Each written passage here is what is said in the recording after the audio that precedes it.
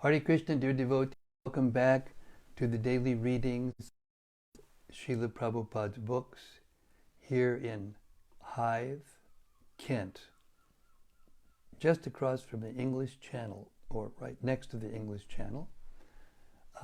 I'm sorry I'm a little late today, but we had some technical difficulties.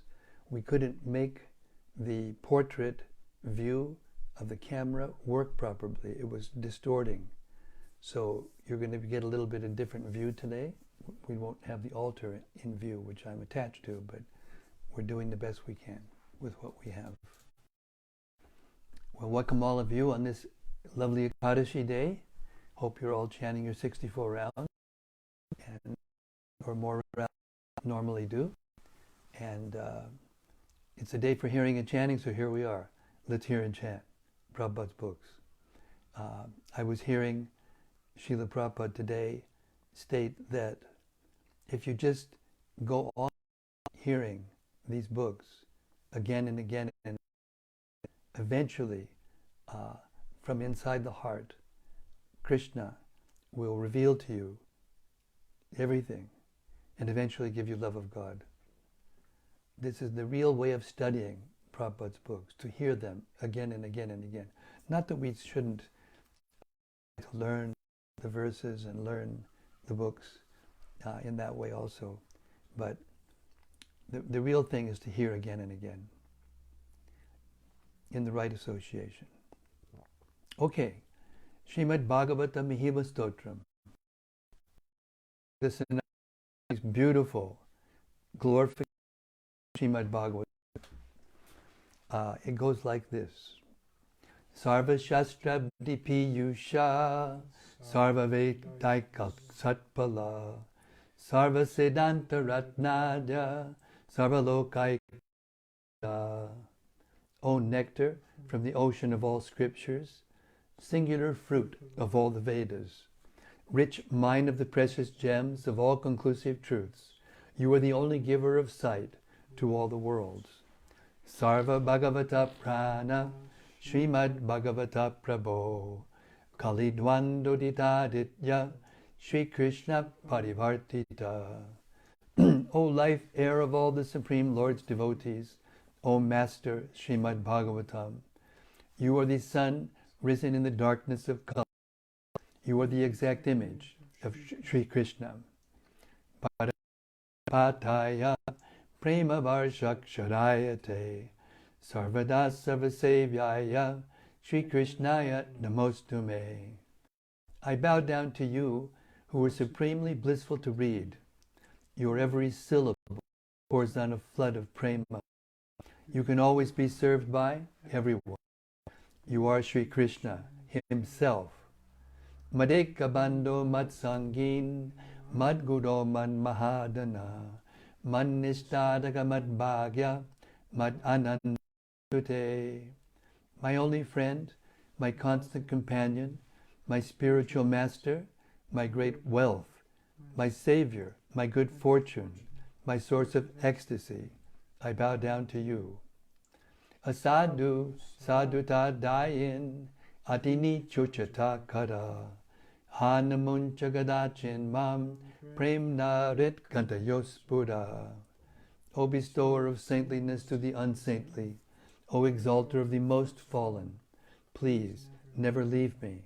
Always appear in my heart and my voice with pure love.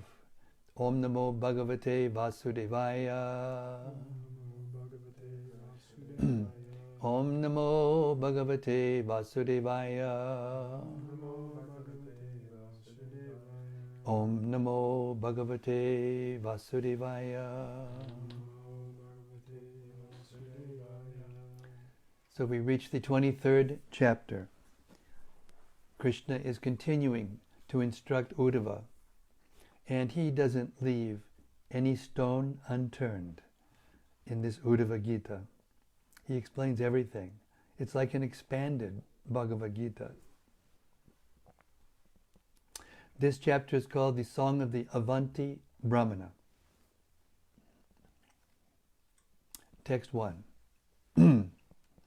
Shukadev Goswami said, Lord Mukunda, The chief of the Dasharas, having thus been respectfully requested by the best of his devotees, Sri Uddhava, first acknowledged the fitness of his servant's statements. Then the Lord, whose glorious exploits are most worthy of being heard, began to reply to him. Text 2. Lord Sri Krishna said, O disciple of Brihaspati, there is virtually no saintly man in this world capable of resettling his own mind after it has been disturbed by the insulting words of uncivilized men. Purport. In the modern age, there is a widespread propaganda ridiculing the path of spiritual realization, and thus even saintly devotees are disturbed to see the progress of human society being obstructed.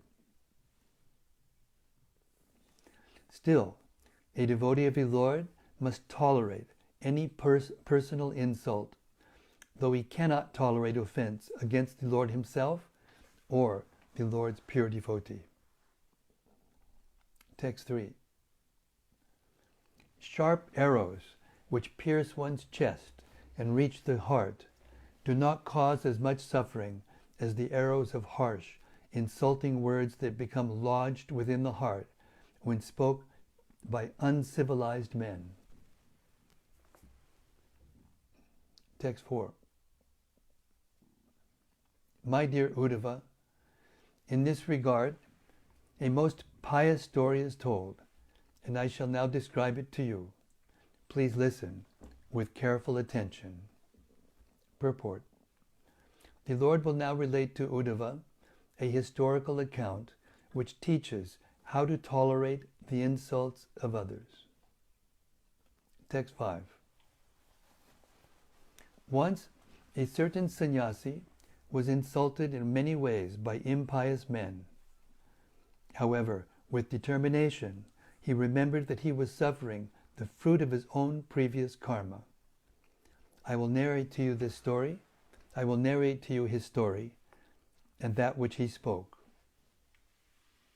Purport.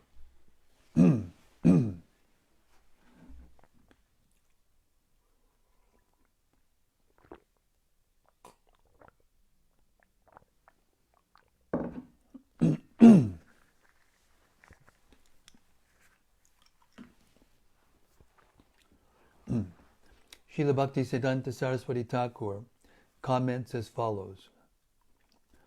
Often those who give up the materialistic path and devote themselves to renunciation are attacked by impious persons. This analysis, however, is superficial, since the punishment is actually the cumulative result of one's past karma. Some renunciants show lack of tolerance when presented with the remnants of their previous sins, and thus are forced to enter again onto the path of impious life. Sri Chaitanya Mahaprabhu therefore instructs that one should become as tolerant as a tree. If a neophyte on the path of devotional service to the Lord's pure devotees is attacked by envious persons, he must accept it as a consequence of his previous fruitive activities. One should be intelligent and avoid future unhappiness by rejecting the ethic of an eye for an eye, a tooth for a tooth. If one refuses to enter into enmity with envious men, they will automatically leave him alone. Text 6. In the country of Avanti, there once lived a certain Brahmana who was very rich and gifted with all opulences, and who was engaged in the occupation of commerce. But he was a miserly person, lusty, greedy, and very prone to anger. Purport. According to Srila Sridhar Swami, the Avanti country is the district of Malwa, This Brahmana was extremely wealthy, doing business in agriculture, banking, and so on. Being a miser, he suffered agony when his hard-earned wealth was lost, as will be described by the Lord himself. Text 7. In his home, devoid of religiosity and lawful sense gratification, the family members and guests were never properly respected, even with words. He would not even allow sufficient gratification for his own body at the suitable times. Text 8. Since he was so hard-hearted and miserly, his sons, in-laws, wife, daughters, and servants began to feel inimical toward him. Becoming disgusted, they would never treat him with affection. Text 9. In this way, the presiding deities of the 5 family sacrifices became angry at the Brahmana, who, being niggardly, guarded his wealth like a yaksha, who had no good destination either in this world or the next, and who was totally deprived of religiosity and sense enjoyment. O magnanimous Uddhava, by his neglect of these demigods, he depleted his stock of piety and all his wealth. The accumulation of his repeated exhaustive endeavors was totally lost. Purport. The Brahmana's stock of piety became like a withered branch that no longer gives fruits or flowers. Srila Jiva Goswami comments that the Brahmana had a trace of piety directed at the Supreme Lord with hopes of liberation. That pure portion of the branch of his piety remained unwithered, eventually giving the fruit of knowledge. Text 11. Some of the wealth of this so-called Brahmana was taken away by his relatives, my dear Uddhava, some by thieves, some by the whims of providence, some by the effects of time, some by ordinary men, and some by government authorities. Purport. It appears that even though the so-called Brahmana was determined not to spend his money, his wife and other relatives managed to squeeze out a portion. According to Srila Sridhar Swami, providence here refers to fires in the home and other types of occasional misfortune. Effects of time here refers to the destruction of agricultural crops through seasonal irregularities and other such occurrences. Srila Bhaktisiddhanta Saraswati Thakur points out that one should not merely proclaim oneself to be a Brahmana, but should actually understand one's original identity as a servant of the Lord. One declaring himself to be a Brahmana, but maintaining a materialistic mentality, is not a real Brahmana, but rather a Brahmabandhu, or so-called Brahmana. The humble devotees of Lord Vishnu, following the indications of the Vedic scriptures, refer to themselves as unfortunate and unable to understand the kingdom of God. They do not proudly proclaim themselves to be Brahmanas. Those who are wise, however, know that such humble devotees are actually Brahmanas, whose hearts are cleansed by the pure mode of goodness. Text 12. Finally, when his property was completely lost, he who never engaged in religiosity or sense enjoyment became ignored by his family members. Thus he began to feel unbearable anxiety. 13. Having lost all his wealth, he felt great pain and lamentation. His throat choked up with tears, and he meditated for a long time on his fortune. Then a powerful feeling of renunciation came over him. Purport.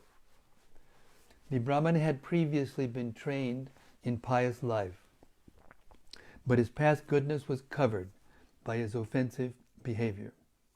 Finally, his previous purity was reawakened within him. 14.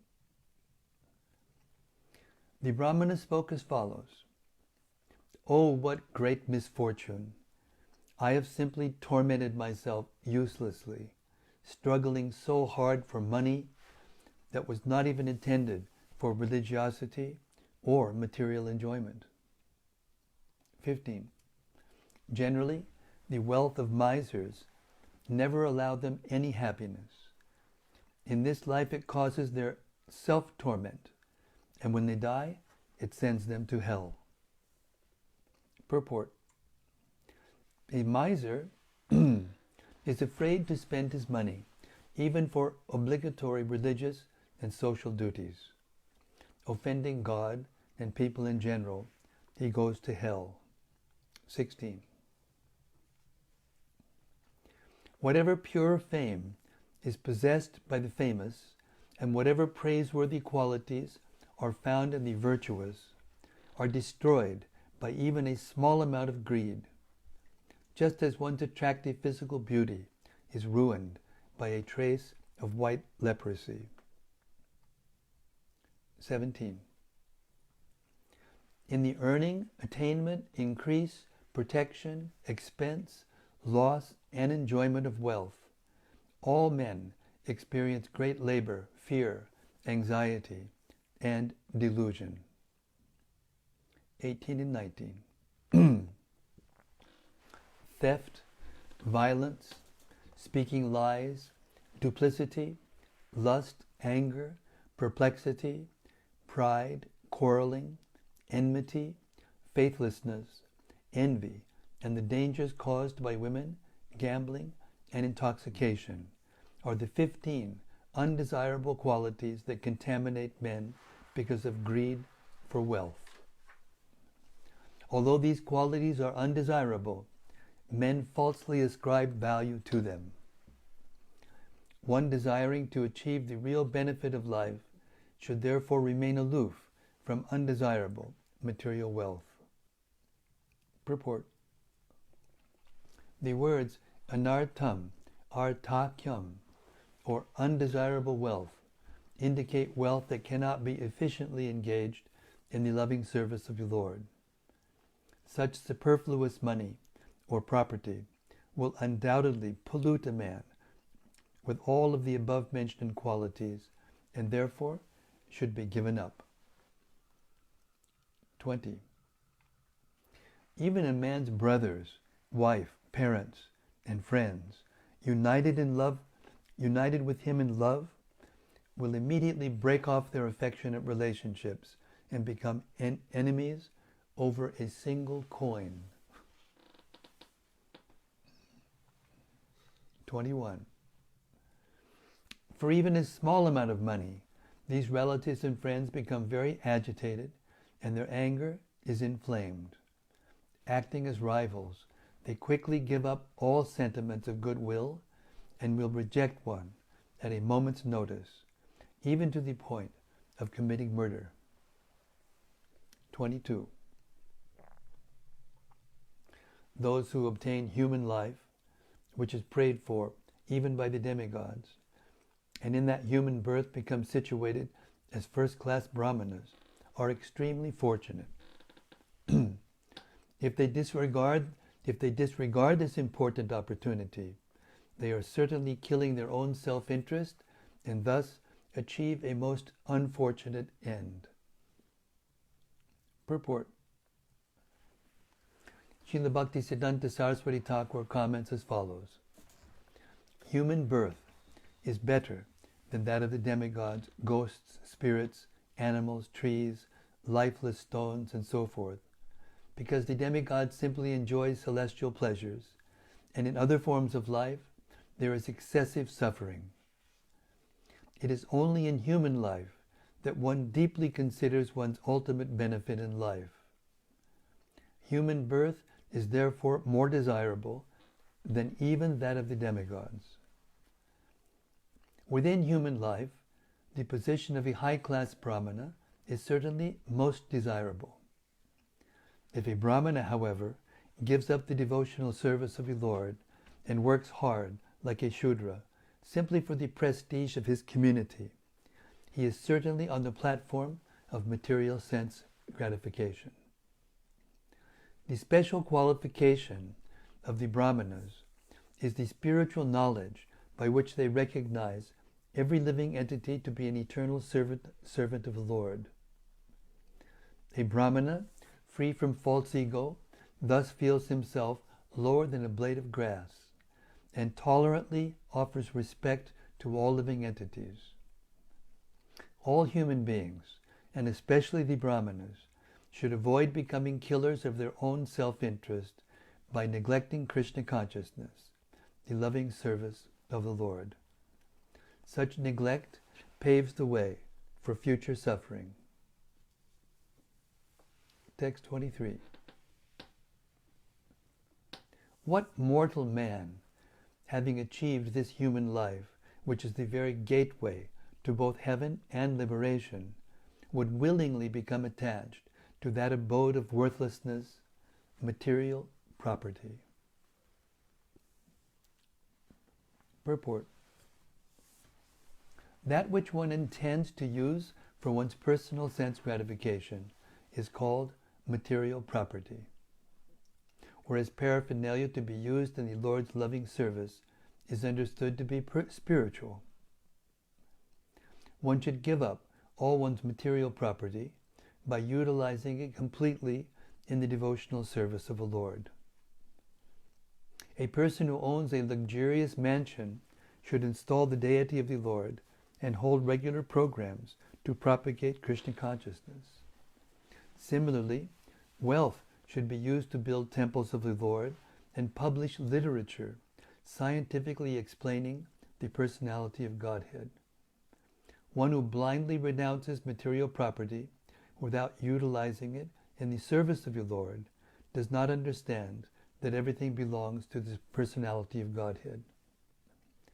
Such blind renunciation is based on the material idea that this property could belong to me, but I don't want it.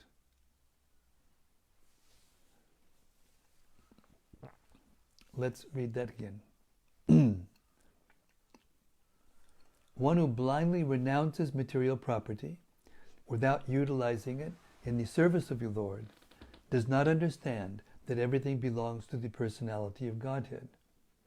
Such blind renunciation is based on the material idea that this property could belong to me, but I don't want it. Everything, in fact, belongs to God.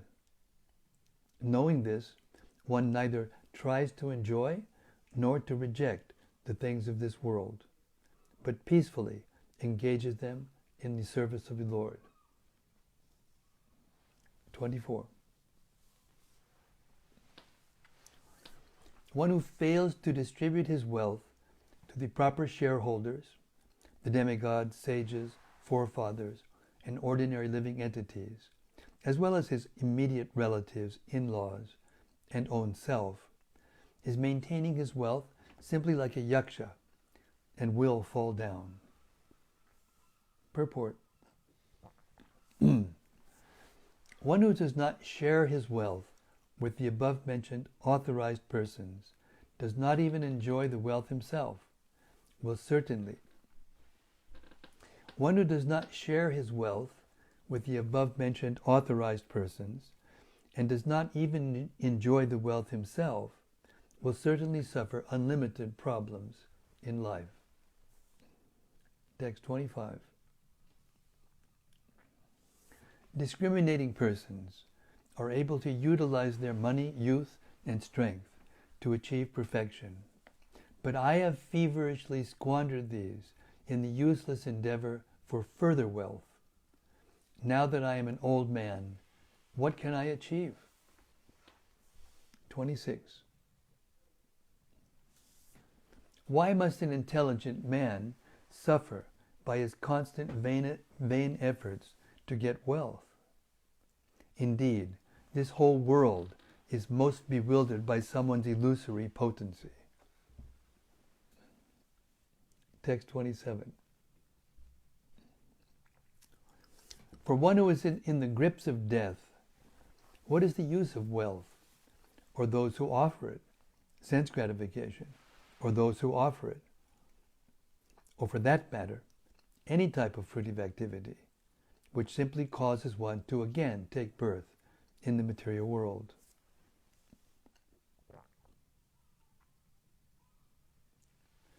The personality of Godhead, Lord Hari, the Supreme Personality of Godhead, Lord Hari, who contains within himself all the demigods, must be satisfied with me. Indeed, he has brought me to this suffering condition and forced me to experience detachment, which is the boat to carry me over this ocean of material life. Purport. The Brahmana could understand that the demigods, who award different types of sense gratification as a result of one's fruitive activities, cannot bestow the highest benefit in life. When the Brahmana lost all his property, he could understand that the Supreme Personality of Godhead, who comprises all the demigods, had given him the highest perfection, not by awarding sense gratification, but by saving him from the ocean of material enjoyment. Being thus deprived of the opportunity to cultivate religiosity, wealth, sense gratification, and liberation, the Brahmana became detached, and transcendental knowledge awakened within his heart. Text 29. If there is any time remaining in my life, I will perform austerities and force my body to subsist on the bare necessities. Without further confusion, I shall pursue that which constitutes my entire self-interest in life, and I shall remain satisfied within the self. 30.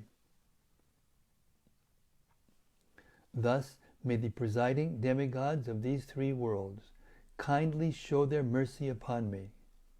Indeed, Maharaj Katbanga was able to achieve the spiritual world in a single moment. Purport. The Brahmana of Avanti thought that although he was an old man who might die at any moment, he could follow the example of Maharaj Katbanga, who achieved the Lord's mercy in a single moment.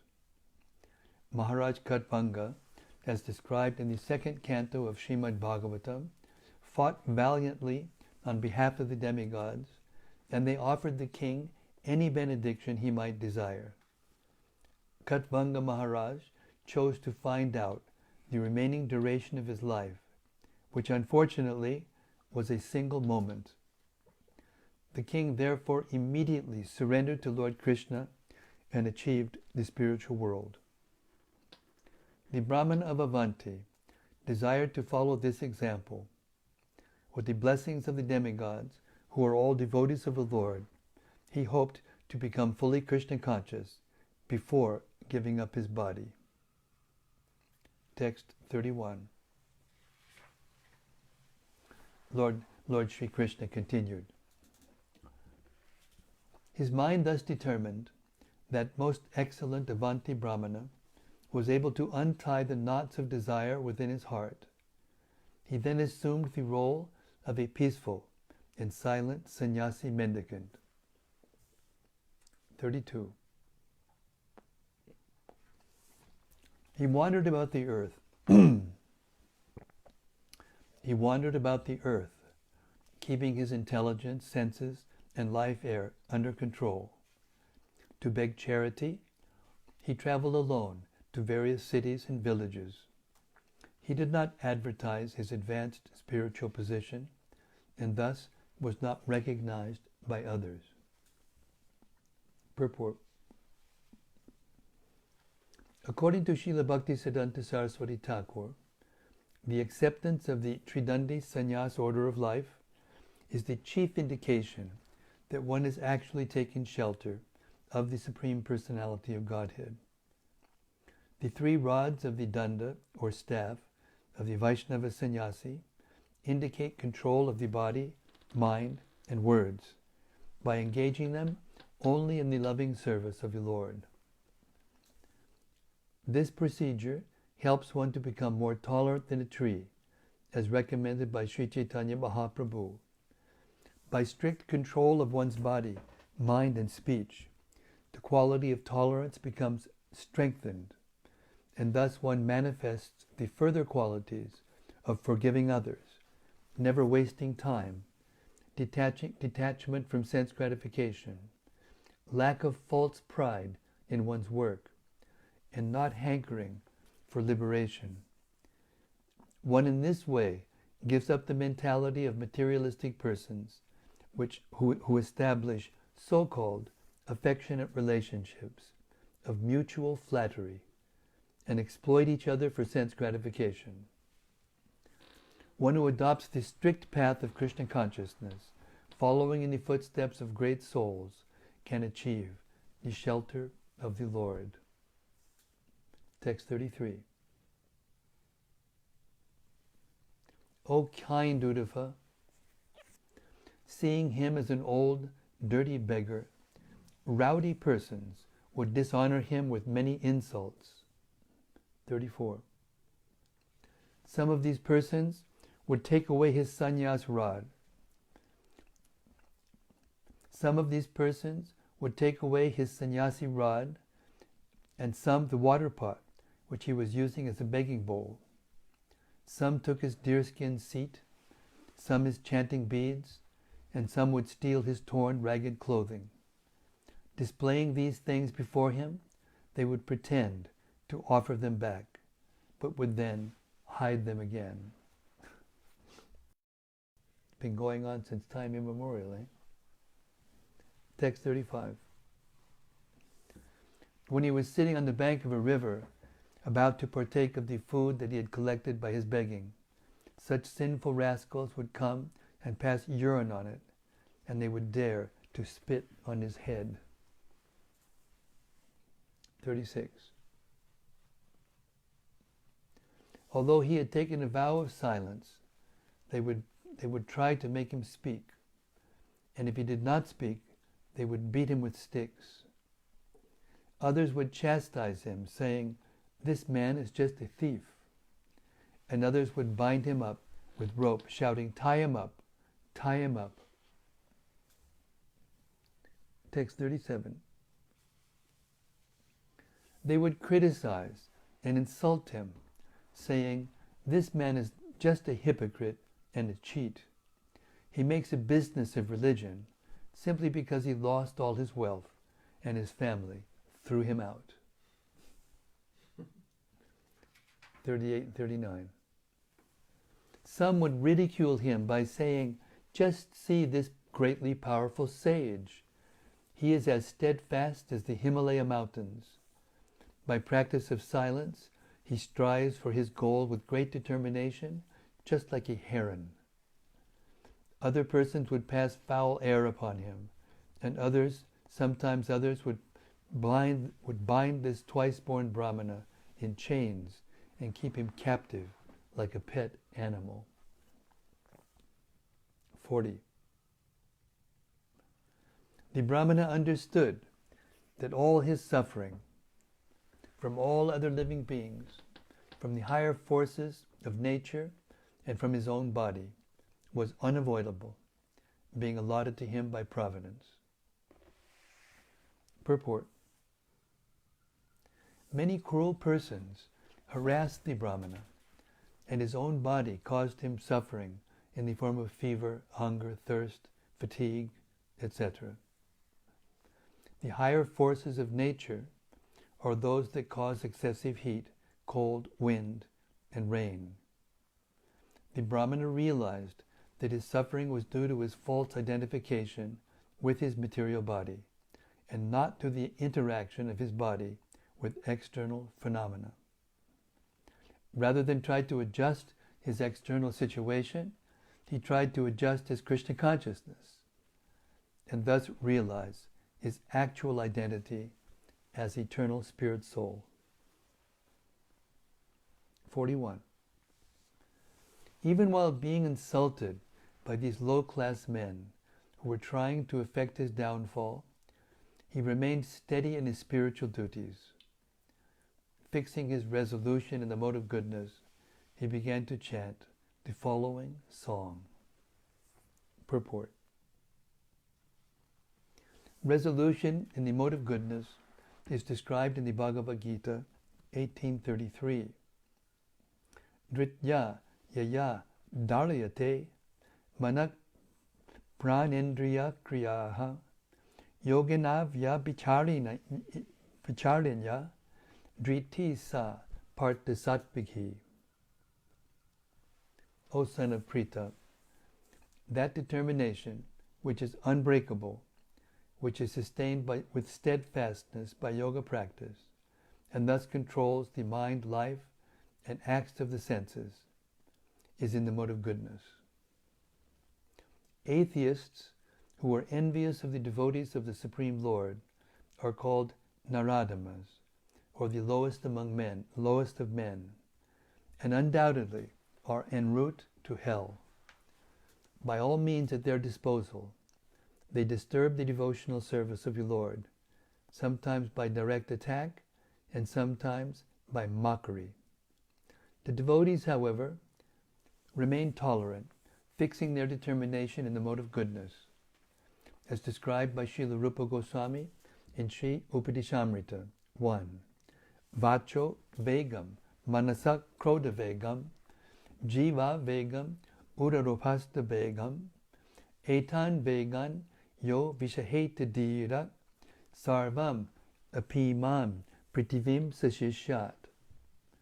A sober person who can tolerate the urge to speak, the mind's demands, the actions of anger, and the urges of the tongue, belly, and genitals, is qualified to make disciples all over the world. Text 42.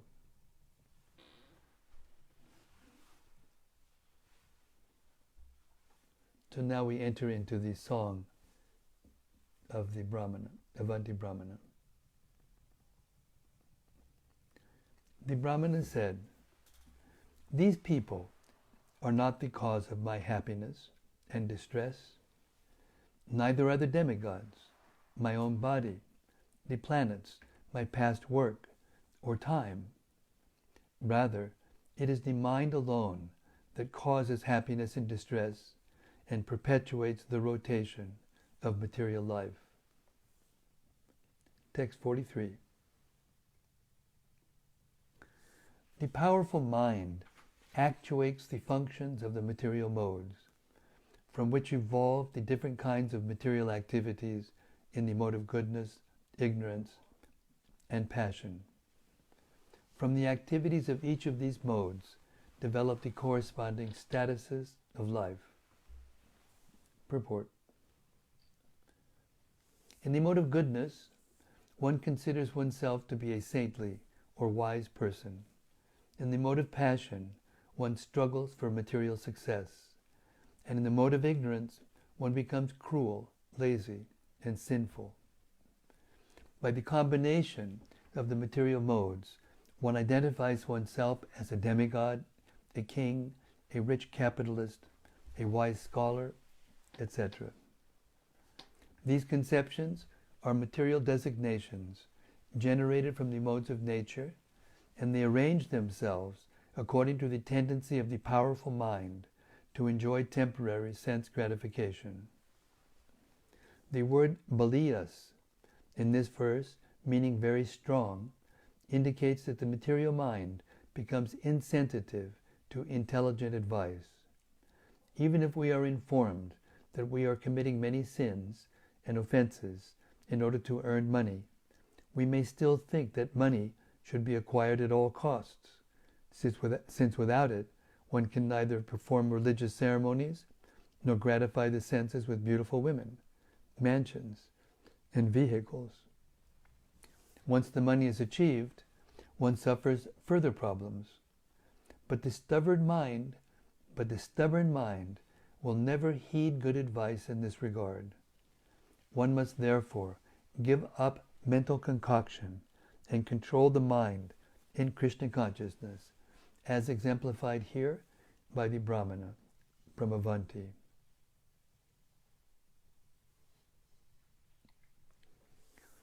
Although present along with the struggling mind within the material body, the Supersoul is not endeavoring, because he is already endowed with transcendental enlightenment.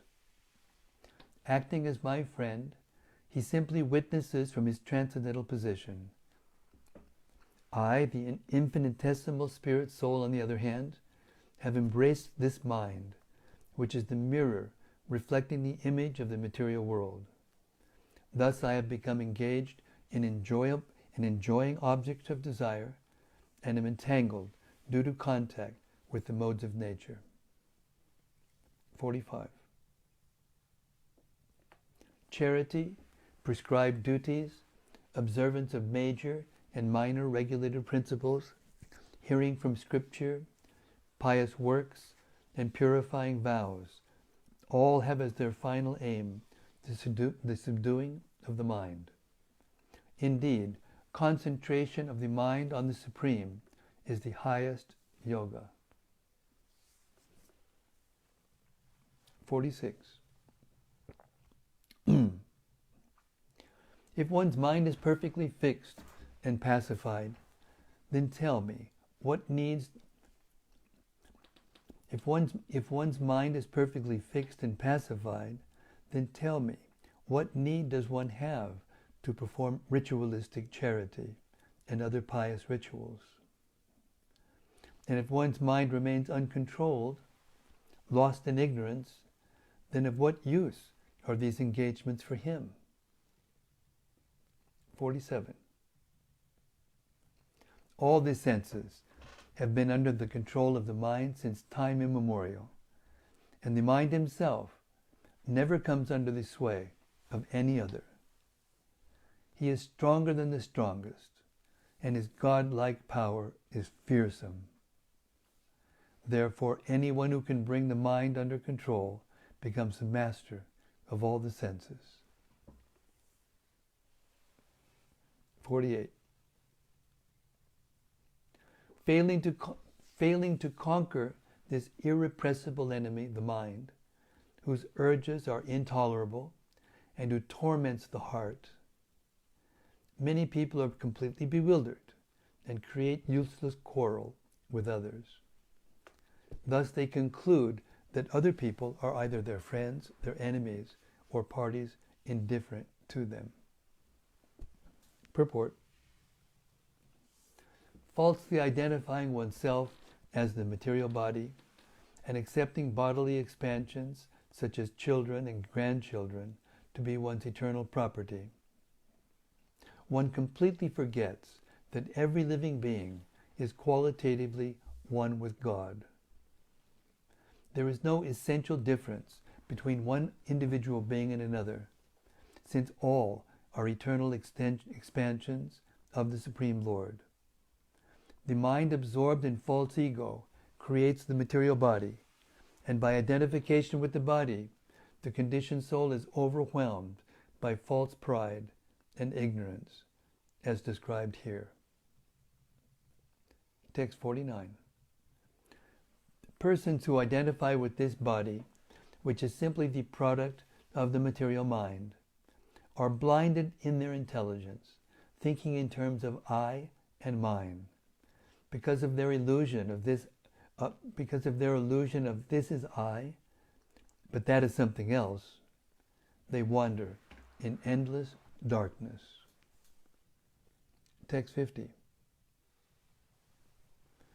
If you say that these people are the cause of my happiness and distress, then where is the place of the soul in such a conception?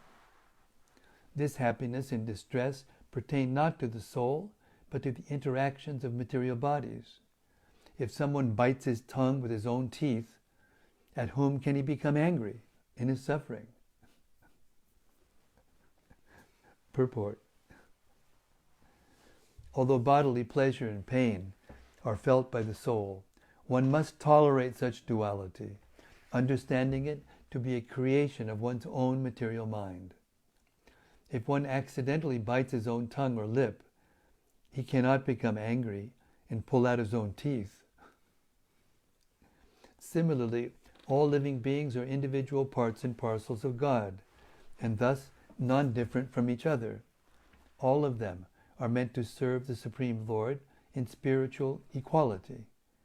If the living beings give up their master's service and instead quarrel among themselves, they will be forced to suffer by the laws of nature.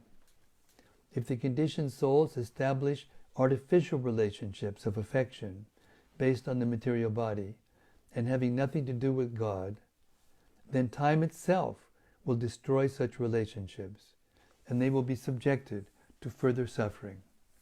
But if the individual living entities understand each other to be of the same family, all having connection with the Supreme Lord, their mutual friendship will develop. Thus one should not exhibit anger that will be harmful to oneself and others. Although the Brahmana was receiving kind offerings of charity from some people and being harassed and beaten by others, he denied that these people were the ultimate cause of his happiness and distress, for he was fixed on the platform of self-realization beyond the material body and mind. 51. If you say that the demigods who rule the bodily senses cause suffering, still, how can such suffering apply to the spirit soul? This acting and being acted upon are merely interactions of the changeable senses and their presiding deities. When one limb of the body attacks another, with whom can the person in that body be angry? The Brahmana is elaborately explaining the condition of self-realization, in which one understands oneself to be totally distinct from the material body and mind and the demigods who control them. By cultivating bodily happiness, we are forced to accept bodily pain. Foolish conditioned souls endeavor to eliminate distress and enjoy happiness. But material happiness and distress are two sides of the same coin. One cannot relish bodily happiness without identifying oneself as the body. But as soon as such identification occurs, one is harassed by the innumerable pains and sufferings also inevitable, present within the same body. Also inevitably present within the same body. Bodily happiness and distress are administered by the demigods, who can never be brought under our control. Thus, one remains subject to the whims of providence on the material platform. If, however, one surrenders to the personality of Godhead, Lord Krishna, the reservoir of all pleasure, one can reach the spiritual platform, where transcendental bliss enlivens the liberated souls without any interrupting anxiety or unhappiness.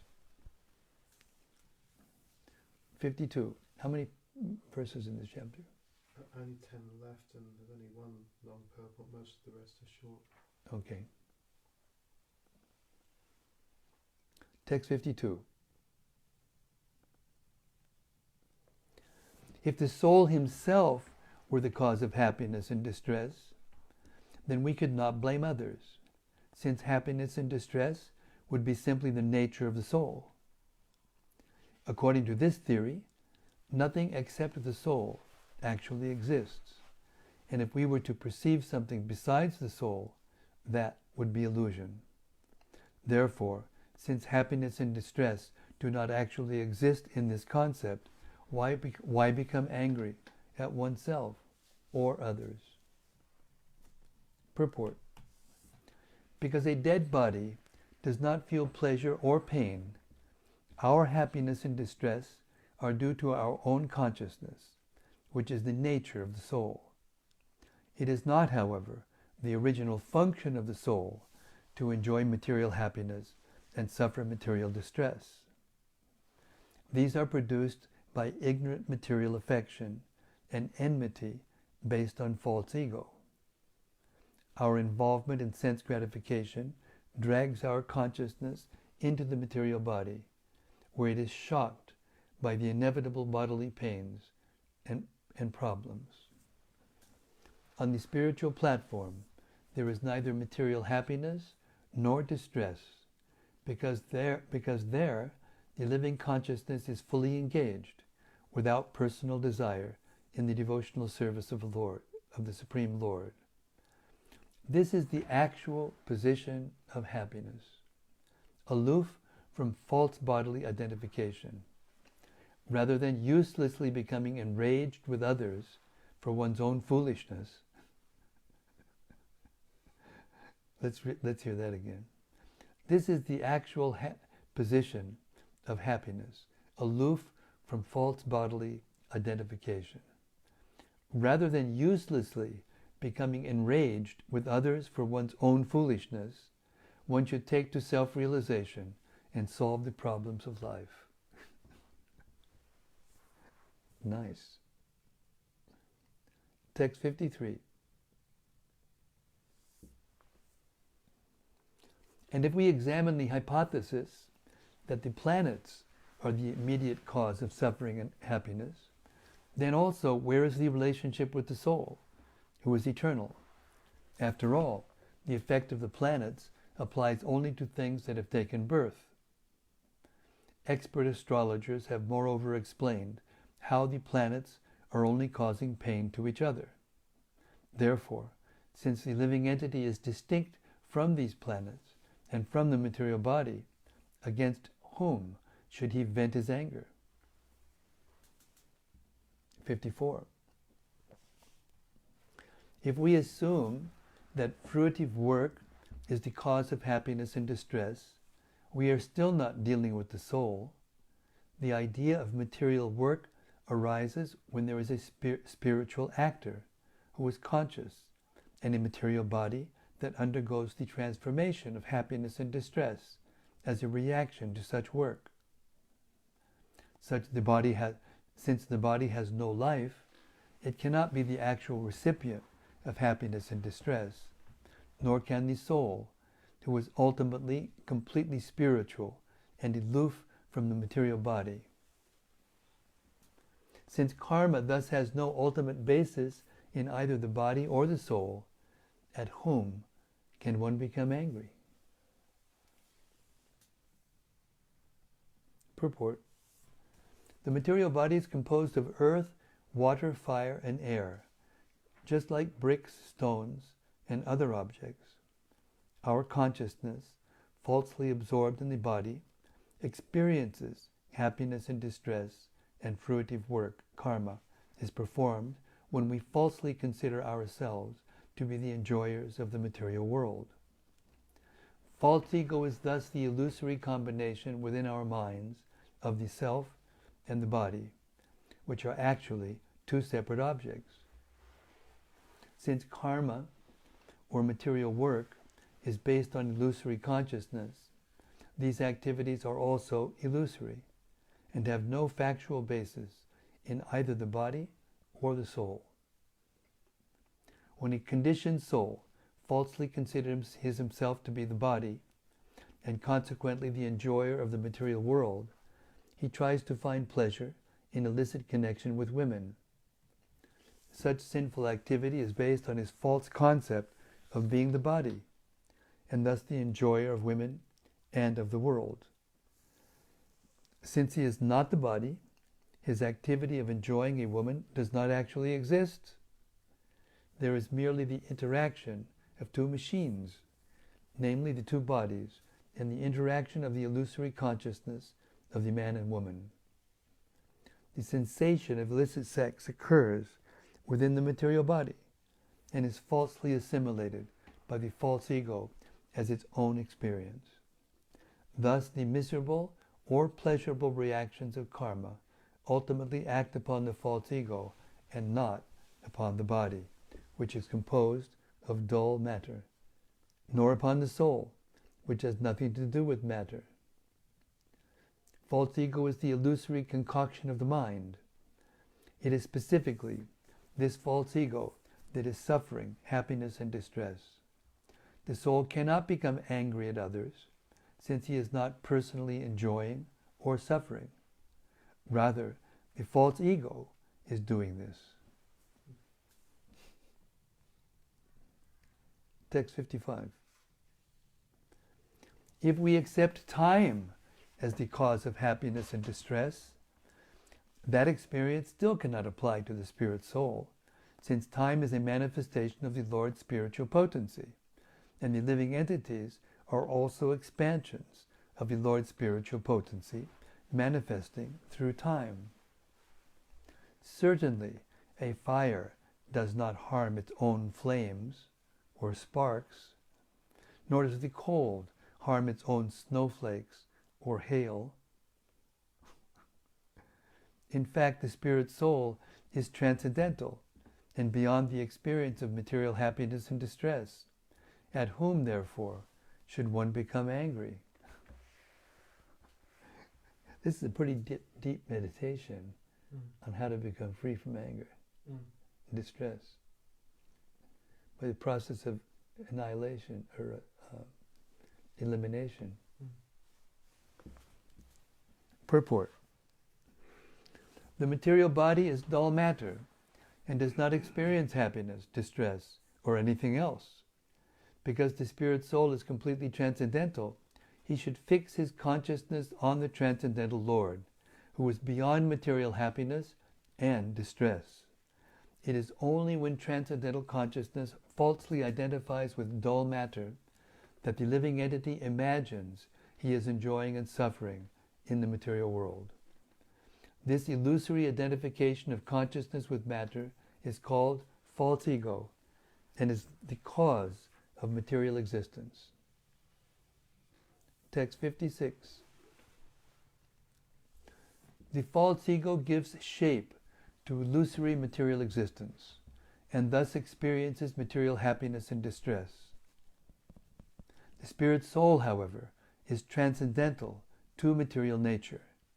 He can never actually be affected by material happiness and distress in any place, under any circumstance, or by the agency of any person. A person who understands this has nothing whatsoever to fear from the material creation. Purport. The Brahmana has refuted 6 specific explanations of the happiness and distress of a living entity, and now he refutes any other explanation that might be given. On the basis of false ego, the bodily covering factually overwhelms the spirit soul, and thus one falsely enjoys and suffers that which has no real relationship with oneself. One who can understand this sublime teaching of the Brahmana, spoken by the Lord to Uddhava, will never again suffer the terrible anxiety of fear within the material world. Hare Krishna.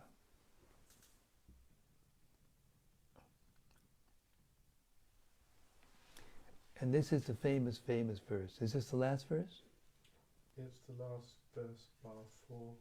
This is the verse with the long purport, and then there's another 4 verses to come afterwards. He cheated me again. I thought he was just going to 4 or 5 verses. Okay. Purport. Well, let's read this verse. This verse I say every time before I say my Gayatri mantra, and most sannyasis do. Etam sa astaya paratmanishtam ajashitam purvatamayar maharshi bihi ahang tirishami durantapadam tamomukundangri nishevayaiva etam sa astaya paratmanishtam ajashitam purvatamayar maharshi bihi ahang tadishami durantapadam tamomukundangri nishevayaiva. Purvatamayar. I shall cross over the insurmountable ocean of nations by being firmly fixed in the service of the lotus feet of the Lord, Krishna. This was approved by the previous acharyas who were fixed in firm devotion to the Lord, Paramatma, the Supreme Personality of Godhead. Purport. This verse is quoted by Krishnadas Kaviraj in his Chaitanya Charitamrita, Madhya 3.6. Srila Prabhupada comments as follows, quote, in connection with this verse, which is a quotation from Srimad Bhagavatam 11:23-57, Srila Bhaktisiddhanta Saraswati Thakur says that of the 64 items required for rendering devotional service, acceptance of the symbolic marks of sannyas is a regulative principle. If one accepts the sannyas order, his main business is to devote his life completely to the service of Mukunda, Krishna. If one does not completely devote his mind and body to the service of the Lord, he does not actually become a sannyasi. It is not simply a matter of changing dress. In the Bhagavad Gita 6.1, it is also stated, Anashrita karma palam, karyam karma karoti yat, sasannyasi cha yogi cha. One who works devotedly for the satisfaction of Krishna is a sannyasi. The dress is not sannyas, but the attitude of service to Krishna is. The word paratmanishta means being a devotee of Lord Krishna. Paratma, the Supreme Person, is Krishna. Ishvara Parama Krishna, Satchidananda Vigraha. Those who are completely dedicated to the lotus feet of Krishna in service are actually sannyasis. As a matter of formality, the devotee accepts the sannyas dress as previous acharyas did. He also accepts the 3 dandas. Later, Vishnu Swami considered that accepting the dress of a tridandi was paramatmanishta. Therefore, sincere devotees add another danda, the jiva danda, to the 3 existing dandas. The Vaishnava sannyasi is known as a tridandi sannyasi. The Mayavadi sannyasi accepts only 1 danda, not understanding the purpose of tridanda. Later, many persons in the community of Shiva Swami gave up the Atmanishta, devotional service of the Lord, and followed the path of Shankaracharya. Instead of accepting 108 names, those in the Shiva Swami Sampradaya followed the path of Shankaracharya and accepted 10 names of sannyas. Although Sri Chaitanya Mahaprabhu accepted the then existing order of sannyas, namely Ekadanda, he still recited this verse from Srimad Bhagavatam about the Tridanda sannyas accepted by the Brahmana of Avantipur. Indirectly, he declared that within that Ekadanda, 1 danda, 4 dandas existed as one. Accepting Ekadanda sannyas without paramatmanishta, devotional service to Lord Krishna, is not acceptable to Sri Chaitanya Mahaprabhu. In addition, according to the exact regulative principles, one should add the Jivadanda to the Tridanda. These 4 dandas, bound together as one, are symbolic of unalloyed devotional service to the Lord. Because the Ekadandi sannyasis of the Mayavad school are not devoted to the service of Krishna, they try to merge into the Brahmana effulgence, which is a marginal position between material and spiritual existence. Thus they accept this impersonal position as liberation. Mayavadi sannyasis, not knowing that Sri Chaitanya Mahaprabhu was a Tridandi, think of Chaitanya Mahaprabhu as an Ekadandi sannyasi. This is due to their vibharta, bewilderment. In Srimad Bhagavatam, there is no such thing as an Ekadanda sannyasi. Indeed, the Tridandi sannyasi is accepted as the symbolic representation of the sannyas order. By citing this verse from Srimad Bhagavatam, Sri Chaitanya Mahaprabhu accepted the sannyas order recommended in Srimad Bhagavatam. The Mayavadi sannyasis, who are enamored of the external energy of the Lord, cannot understand the mind of Sri Chaitanya Mahaprabhu.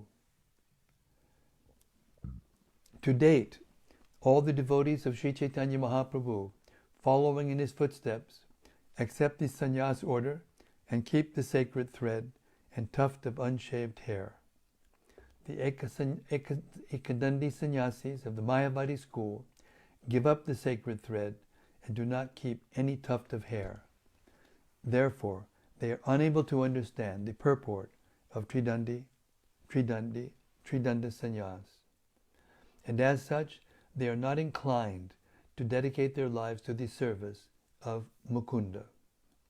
They simply think of merging into the existence of Brahman because of their disgust with the material existence.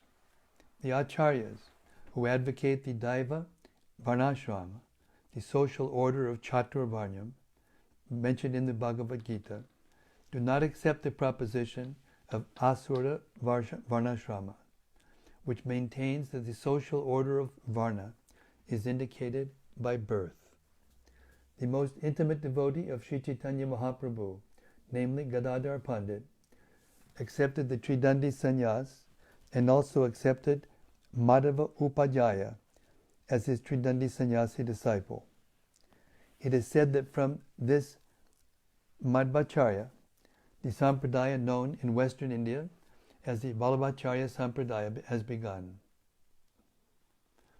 Srila Gopal Bhatta Vasu, who is known as a Smrityacharya in the Gaudiya Vaishnava sampradaya, later accepted the Tridanda sannyas order from Tridandipad Prabodhananda Saraswati.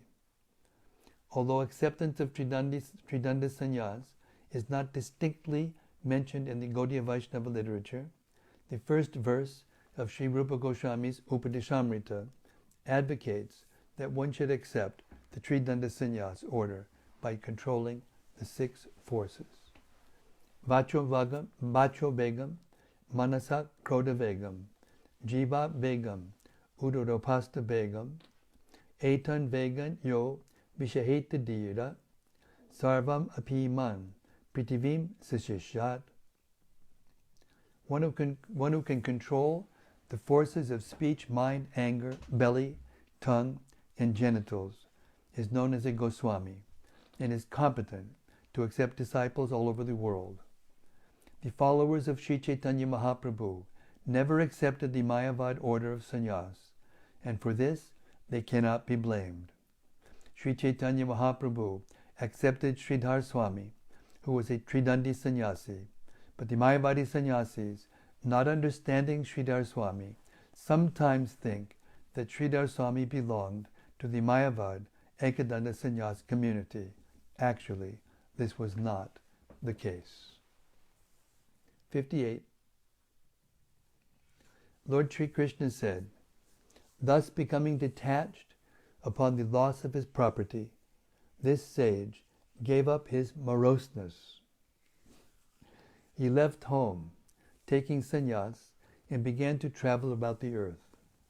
Even when insulted by foolish rascals, he remained unswerved from his duty and chanted this song. Purport. Thus becoming free from the materialistic way of life, which involves grueling austerities performed to acquire money, may chant the preceding song of the Vaishnava sannyasis. Those becoming free from the materialistic way of life, which involves grueling austerities performed to acquire money, may chant the preceding song of the Vaishnava sannyasi. Srila Bhaktisiddhanta Saraswati Thakur states that if one is not capable of listening to this song of this to the song of this sannyasi, then one will certainly remain an obedient servant of material illusion. Text 59. No other force besides one's own mental confusion makes the soul experience happiness and distress. His perception of friends, neutral parties, and enemies, and the whole material life he builds around this perception are simply created out of ignorance. Purport. Everyone is working hard to please their friends, defeat their enemies, and maintain the status quo with neutral parties. These relations are certainly based on the material body and do not exist beyond the body's inevitable demise. They are called ignorance or material illusion. Text 60. My dear Uddhava, fixing your intelligence on me, you should thus completely control the mind. This is the essence of the science of yoga. 61. Anyone who listens to or recites to others this song of the sannyasi, which presents scientific knowledge of the Absolute, and who thus meditates upon it with full attention, will never again be overwhelmed by the dualities of material happiness and distress. Purport. A Vaishnava sannyasi, the Vaishnava sannyasi took shelter of the devotional service of the Lord, and thus could overcome the illusory potency of his worshipable object, the Supreme Personality of Godhead. He himself meditated upon and heard this song, and also taught it to others. Having received the Lord's mercy, he enlightened other conditioned souls with transcendental intelligence, so that they could also follow in the footsteps of the devotees of the Lord. Religion actually means to become a pure devotee of the Supreme Lord in loving service. Those who are trying to enjoy the material world or merely renounce it to avoid personal inconvenience cannot actually understand love of Godhead, in which the only objective is the satisfaction of the Lord. Thus end the purports of the humble servants of His Divine Grace, A.C. Bhaktivedanta Swami Prabhupada, to the 11th Canto, 23rd chapter of Srimad Bhagavatam, entitled The Song of the Avanti Brahmana. Real sannyas ki jai. Real knowledge ki jai. The giving up of illusion and ignorance ki jai. Gaur Premanandi Hari Hari Bol. Fixed etam sahasta paratmanishtam. Ajashatam purvatamar maharshavihi. Ahang tudishami durantapadam. Tamo mukundangri nishevyaiva.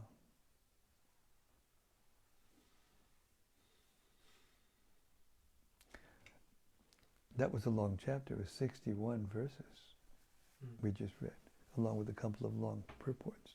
Yeah. Total.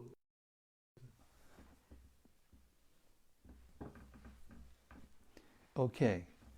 I mean, there's a whole lot to discuss in this, but the essence of it, I just went over, by the way, a half an hour of my prescribed amount of time that I can stay in a chair. So I'm going to make this short. Don't mind, please. All of my loved ones out there, cyberspace, cyberland. First, let's hear if there's any reflections or questions. There are a few questions. There are a few reflections and one question. I'll ask the question. It's from Nitai Gosai. Nitai Gosai. Dal Nitai. Oh, that's Dal Nitai? Dear and Which Dal Nitai? Tamal Krishna Maharaj is going Dal Nitai? Not sure. I guess. I'm not sure. Okay, go ahead. Dear and respected Srila Guru Maharaj, please accept my obeisance. All glories to your holiness. All glories Yeah, to Srila that's Prabhupada. small Krishna Maharaj's Dalnitai. Hare Krishna Dalnitai Blue. Thank you for tonight's reading. Is the understanding that the Avanti Brahmana came to his senses by the strength of his genuine repentance correct? Or which were the other elements causing this radical transformation? The cause of it, if you remember the verses and the purports, the cause of it was, even though he was such a rascal, he maintained a slight hold on the concept of liberation. And just by that slight hold on the concept of liberation, when all the other things were taken away from him, that's all he had left. And therefore, he began to feel detachment.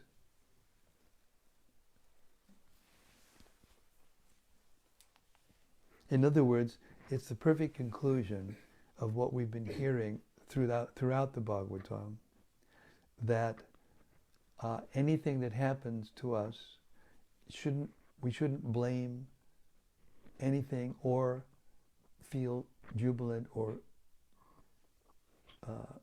reward somebody, because it's all happening as a result of our past misdeeds or good deeds. And it's not actually touching the soul. So because this Brahmana, even though he had all these bad habits, had at some point in his past approached the concept of spiritual life in impersonalism, in liberation, or searching for liberation, when all these other things were taken away from him and showed their true colors, he was left with just this. And even though it wasn't exactly the soul, it allowed him to develop attachment from those other things. And that brought him to the point of realization of the soul, and then love of God. There's many other very wonderful descriptions in the Bhagavatam. One of them that comes up prominently in my mind was when Maharaj Parikshit met with Dharma, the bull, personified religion. And the personality of Kali was beating him, remember? And he was in pain and he was suffering. And Parikshit Maharaj, being a dutiful king, wanted to know who did it, even though Kali was standing right there and he knew who did it. But for the purpose of bringing out the truth, he inquired from Dharma. And Dharma refused to blame anybody. I don't remember all the details, but there were all kinds of philosophical concepts that came up, different ways that one could blame something or another, time, material energy, force of this, force of that. And then he wouldn't even blame Krishna. So then Parikshit Maharaj realized, this is not an ordinary bull. This is actually a personification of religion. And he just glorified him. In other words, we can't become free from anxiety and suffering as long as we are blaming or rewarding others for our suffering or our happiness. Because the suffering and happiness are not actually being experienced by the body.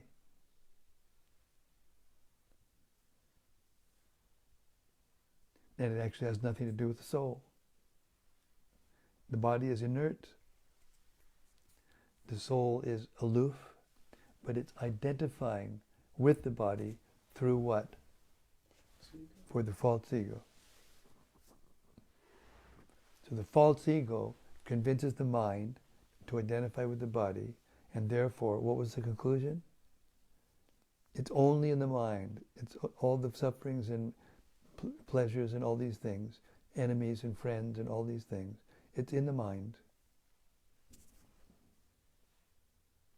Therefore, we have to take shelter of Krishna to realize this, the ultimate conclusion, and become free from happiness and distress, even when they're present. It doesn't, Krishna never says in the Gita or anywhere else that we don't experience happiness and distress, or we don't have to come in contact with it. As long as we're in the material body, in the material world, we have to come in contact with these things. But we don't identify with them because we know we're not the body. Therefore, even when we're in pain, we're not unhappy.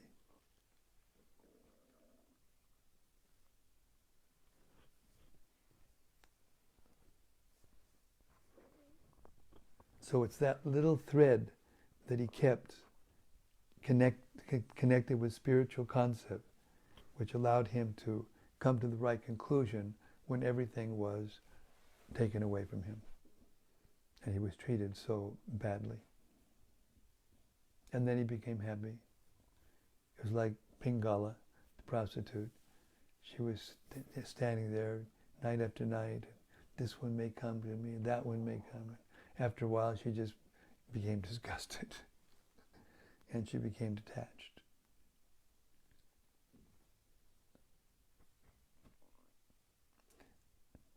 So it's a combination of a lot of things, but the ultimate cause is one's connection with Krishna consciousness. Even if it's only remote or slight.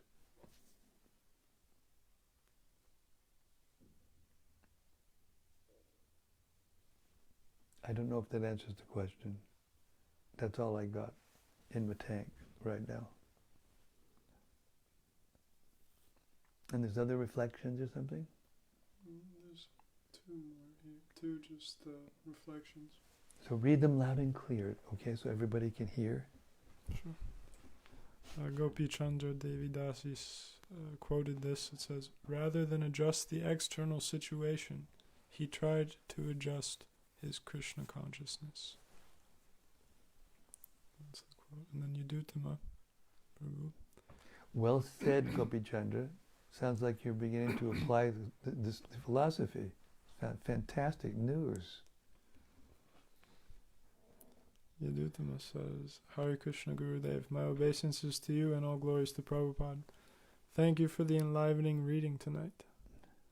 I was thinking about the purports from yesterday and a few days ago which mentioned we ourselves surrender to Maya and give consent to be under the influence of the material modes. Well said.